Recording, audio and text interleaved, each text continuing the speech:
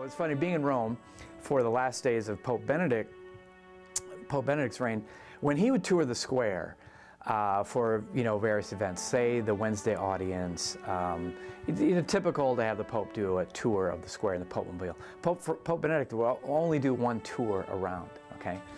And the Pope Francis, his inaugural Mass, he actually toured the square before the Mass, but because it was before the Mass, it was a short tour. But then Palm Sunday Mass, we're talking like, this is about a week after he'd been elected Pope. After Palm Sunday Mass, he did his tour and he kept going around the square. And it was, you know, I mean, I remember just thinking, this is a very, you know, different Pope, socially speaking, very socially outgoing, clearly thrives off the crowd, feeds off the crowd. Okay, during the Mass, my wife was with our son Dominic in the special seating for people with disabilities. They only allow one person, you know, to accompany the person with a disability, so she went with him, and I was in the back of the square with the rest of our kids. So Mass goes on, and then after Mass, he does his tour, okay? The usher had taken a notice of our son Dominic during the Mass, and he just got it into his head, that boy needs to meet the Pope. Okay, and so when Mass was over, he said to my wife, my son was in his chair, his mobile chair at the time. He said, "Can you get him out of the chair?" "Yeah, sure." "Okay, and then come with me." So he got her situated right on the route of the Popemobile. They have barricades to allow to give a kind of avenue path for the Popemobile to go.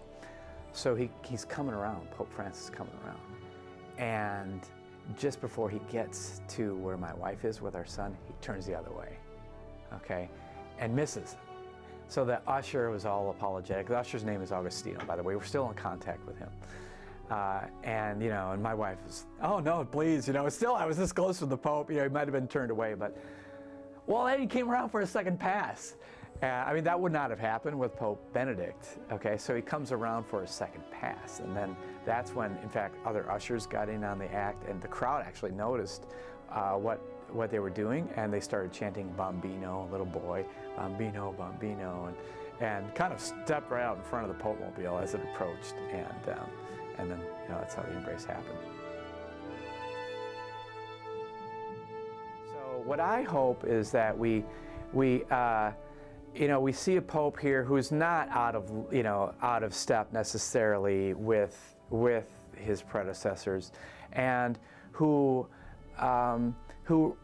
does stand for the faith as we have understood it down through the ages, and yet who brings something new to the table as each Pope does, and who, because of his constantly encouraging us to reach out to the marginalized and to go out, to leave our comfort zone.